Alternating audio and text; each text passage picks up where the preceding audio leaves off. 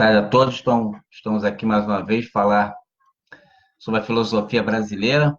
Já falamos sobre a filosofia brasileira na colônia, né, ali onde houve uma ocupação pelo domínio da educação e da filosofia com os jesuítas, né, que estiveram aqui no Brasil, colônia.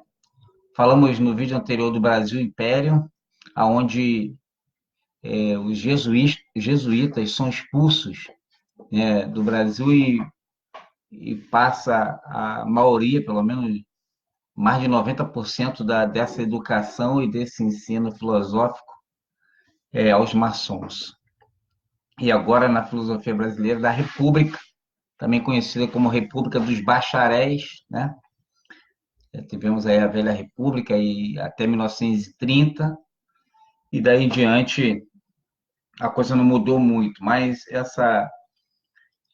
esse período da República, conhecido como República dos Bacharéis, ela demonstra uma forte produção de juristas, né? O pessoal aí na sua licenciatura de direito, né? O seu bacharel, e tem uma produção muito grande de juristas. São esses juristas que vão começar a cuidar desse campo filosófico, né? Não vai mudar nada em relação à maçonaria, vai continuar nas mãos da maçonaria, devido ao meio, né, dos juristas, dos advogados aí estão muito desenvolvidos nessa área, então não mudou muito em relação ao Império, não. Na República a coisa continua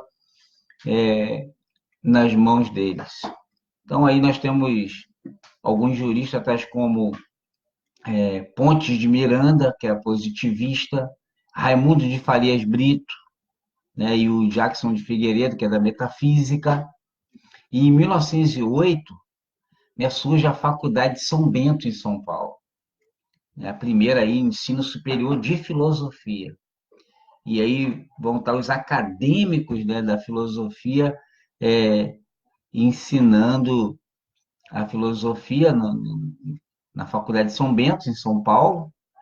E aí nós vamos ter nomes como teólogo católico Plínio Salgado, Miguel Reale, Caio Prado Júnior, que é marxista, Anísio Teixeira, que é modernista, João Cruz Costa, que são todos eles acadêmicos de filosofia. Vamos ter aí do pensamento liberal Antônio Paim, José Gianotti, Marilena Chauí, né? Então, esse pessoal vai estar aí no início, né, daquilo que passou a ser o ensino superior de filosofia no Brasil, né? Em 1908 aí surge a Faculdade de São Bento, né, que vai ter esse ensino superior de filosofia. E aí nós vamos ter na teologia liberal, né, dessa época, nós vamos ter aí jesuíta Padre Henrique Vaz, nós vamos ter Leonardo Boff, né, da teologia da libertação, Frei Carlos Pinto, que é católico, Rubem Alves, que é presbiteriano, né, e sem falar aí que a, a maçonaria brasileira vai começar aí com pastor presbiteriano, então a coisa não muda muito no Império, não. E em 1989 foi fundada a Academia Brasileira de Filosofia. Já agora, 1989, milênio passado, né, ainda é século XX. Em 1989 foi criada a Academia Brasileira de Filosofia. Aí vão aparecer nomes como Roberto Mangabeira, Viviane Mosé, Marcos Azambuja, que é filósofo e teólogo também, né? O Marcos Azambuja aí, que assim como alguns que nós vamos citar aí quando vamos falar no próximo vídeo sobre a filosofia na atualidade, a filosofia brasileira na atualidade, né? Nós já falamos, nós já temos um vídeo aí no YouTube e no Face falando sobre a filosofia na atualidade, mas a filosofia de uma maneira mundial, né? Nós primeiro falamos da filosofia mundial, e falamos da filosofia antiga, da filosofia medieval, a moderna, a contemporânea, e falamos da filosofia atual de um modo mundial. E agora estamos terminando aqui hoje a filosofia brasileira. Nós temos um vídeo sobre a filosofia brasileira no Brasil colônia, outro vídeo da filosofia brasileira no Brasil império, e agora esse de hoje, a filosofia brasileira na República. Então a gente vê que as mãos, né, a partir do império, né, e da República, aí é onde passa a ser a educação da filosofia, do pensamento filosófico, das mãos dos jesuítas, né, que estava lá no Colônia, quando passa para os maçons a partir do Império, a gente vê aqui que na República não saiu da mão dos maçons, então permaneceu no Império e também na República.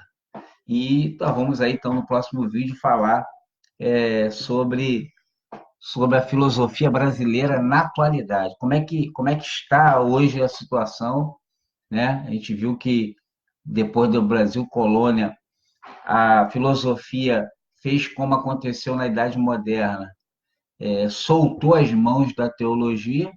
Eu digo soltou as mãos porque tanto os filósofos como os teólogos estavam nos corredores das academias, das grandes academias, Oxford, Harvard e tantas outras, Toronto. Então, o teólogo não estava dentro da igreja, o teólogo não estava dentro das sinagogas ou dentro das reuniões cristãs evangélicas. O teólogo estava nos corredores, ou estão ainda nos corredores das grandes universidades.